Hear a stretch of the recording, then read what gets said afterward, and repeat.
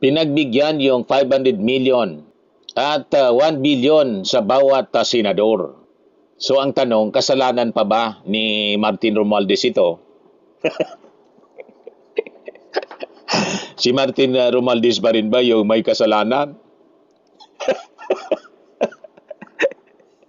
Ang mastermind daw mga kababayan, si Martin Romualdez palagi ang tinuturo.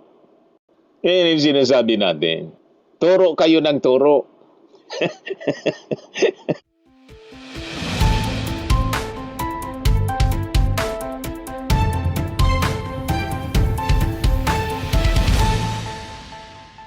Ilan po mga kababayan, si Dante Maravillas. Matindi itong mga revelasyon mga kababayan ni dating DPWH Secretary Manny Bonoan. Sabi dito sa Abante News Online. Binunyag ni dating DPWH Secretary Manny Bonoan na bukod kina dating Senador Bong Revilla at Senador Jingo Estrada, nagsumiti rin umano ng listahan ng mga infrastructure projects si dating DPWH Yusek Bernardo para kina Senador Bongo at Robin Padilla noong 2025. Ang pondo sa mga proyekto ay hinugot umano sa leadership fund ng DPWH sa nasabing taon. Isinawalat ito ni Bonoan sa kanyang pagtestigo sa malversation case trial ni Revilla sa Sandigan Bayan. Di ba, mga kababayan? Mga pasabog na balita.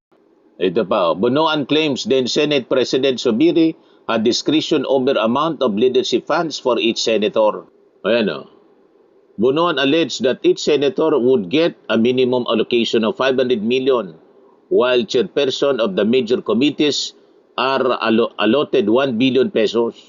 So ngayon, ang tanong ngayon mga kababayan, pinagbigyan yung 500 million at 1 billion sa bawat senador. So ang tanong, kasalanan pa ba ni Martin Romualdez ito? Si Martin Romualdez pa rin ba yung may kasalanan? Ang mastermind daw mga kababayan, si Martin Romualdez palagi ang tinuturo. Yan yung sinasabi natin. Turo kayo ng turo.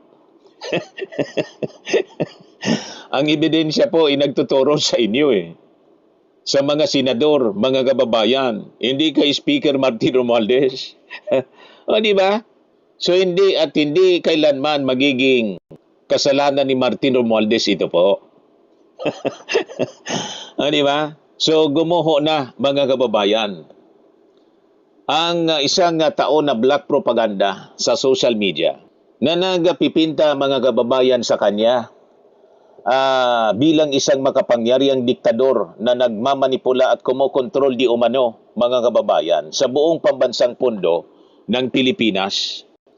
So sa bawat mga kababayan pag-usad ng mga opisyal na investigasyon sa korte, lumalabas na ang mga transaksyon ay eksklusibong usapan sa pagitan mga kababayan ng mga individual na senador at saka mga ahensya at siyempre ng DPWH. So ito po mga kababayan na pagpipilit na isisi ang lahat ng issue sa budget at flood control dito kay Martin Romualdez ay isang malisyosong strategy upang gawin siyang political scapegoat. Di ba po? At iligtas ang mga totoong may hawak ng ng diskresyon. So sa Senado po yung kausap ni Bonoan. So ang tanong, kasalanan pa rin ni Martin? Di ba po?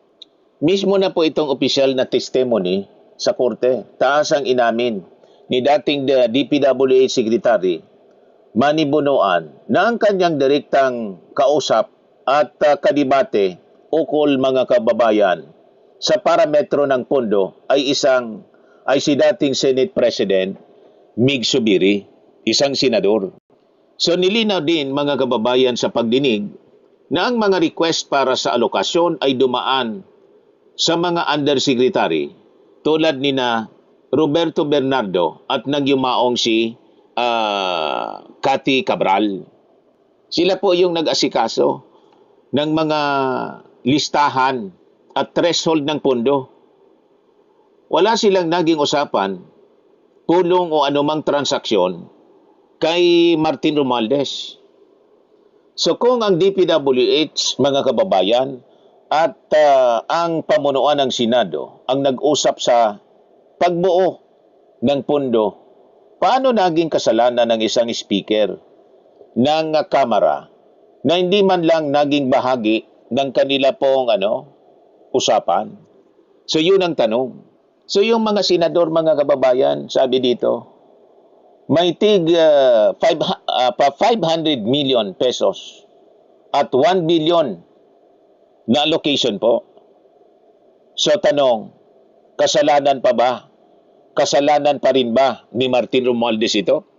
So binunyag po, mga kababayan, sa korte na ang controversial na leadership fund na tinatawag nila, na nagkakahalaga ng kabuang 24 billion pesos, ay nilikha upang bigyan ng tig 500 million pesos na tumataginting ang bawat senador. Yan niya, Mr. Maravillas, kasama dito si Ping Lacson. Hindi pa senador si Ping nito. At si Ping Lacson, mga kababayan, hindi yan tumatanggap ng pork barrel. Ito yung bagong pork barrel. Another form of pork barrel na binubuo nila po. So bukod dito, mga kababayan, sabi sa balita, ang mga chairperson ng mga pangunahing committee ay nakakakuha ng hanggang 1 billion bawat isa. So ang pundong ito ay inilaan eksklusibo para, mga kababayan, sa 24 mga senador upang isingit ang kanilang mga priority projects sa pambansang budget. So ang tinuturo nila na sangkot sa insertion si Martin Romualdez, pero sila pala. Nakita na ninyo? So dahil, mga kababayan, magkahiwalay ang Senado at Kamara, walang legal na kapangyarihan o saklaw itong si Martin Romualdez sa pondo na nasa pagitan ng Senado at saka ng DPWH. So ito po yung maling akala. Isang tao lang ba, mga kababayan, yung kumukontrol sa budget ng Pilipinas? Di ba? So pilit na pinapakain ng mga troll sa publiko ang maling naratibo po na si Martin Romualdez daw ang may hawak at solo sa remote control ng buong budget ng ating bansa.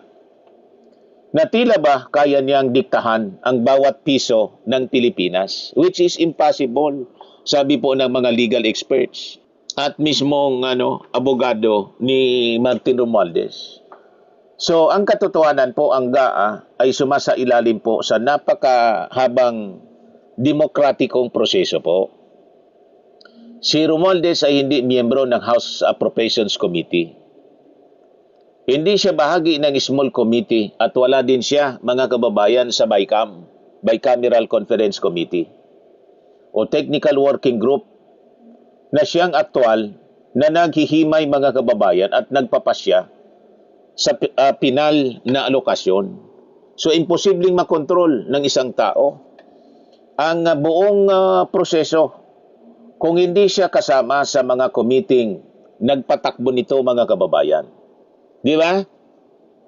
So ang katotohanan, mga kababayan, sa DPWH files at saka sa selective justice, ngayon, kasalanan pa rin ba ni Martin Romualdez? Ang mga listahan at dokumento ng alokasyon ang pondo ay nakatala, mga kababayan, sa tinatawag na DPWH files. Ayon sa mga ulat, ang mga dokumentong ito ay naglalaman po ng mga pangalan ng iba't ibang opisyal na nakakuha po ng bilyon-bilyon na pondo. Ngunit tila si Romualdez lamang ang pilit, mga kababayan, na binibigyang diin sa mga demolition job sa social media kahit hindi nabanggit ang pangalan niya rito sa tinatawag na DPWH files. So ang pag-atake sa kanya habang nananahimik ang mga kritiko sa ibang opisyal na nasa listahan ay isang malinaw na anyo, mga kababayan, ng selective justice. Ginagamit ang issue bilang politikal na armas upang sirain ang kanyang integrity habang tinatago ang mga totoong may napakinabangan, mga kababayan. Sa buong budget ng Pilipinas daw ang kontrolado. Pero po sa korte, lumalabas na Senado naman pala ang katransaksyon. Yung katransaksyon ng gobyerno, Senado pala. Ang katransaksyon ng DPWH, Senado pala. Tapos na mga kababayan ang isang taong kwentong barbero. Ebidensya ang batas. Katarungan dapat po maging patas. Malinaw ang revelasyon ni Bonoan kahapon, no? At least 500 million DPWH leadership funds allocated to each senator in fiscal year 2025. O ano kayo ngayon? O di ba, mga kababayan? Sabi dito, Bonoan claimed that all senators in fiscal year 2025 availed themselves of leadership funds, although he said there is nothing wrong in availing the said funds for projects. When asked by the court if Senator Ping Lacson was among those who availed of the leadership funds, Bonoan said Lacson was not yet a senator at the time. Hindi man talaga po, kahit senador pa, at that time si Ping Lacson, hindi man yan. Hindi siya po sumasali sa ganito. Yung pork barrel nung panahon, hindi siya kumukobra ng pork barrel. Pagdating dito po sa mga pork barrel issue, malinis si Ping Lacson. Kaya sabi ko nga sa inyo po, si Ping Lacson, siya yung credible na maging chairman talaga. Mga kababayan nitong Blue Ribbon Committee sa Senado. O di ba? But anyway, yun man lang po yung ating short video ngayon. Ako po si Dante Maravillas. Bye-bye. God bless.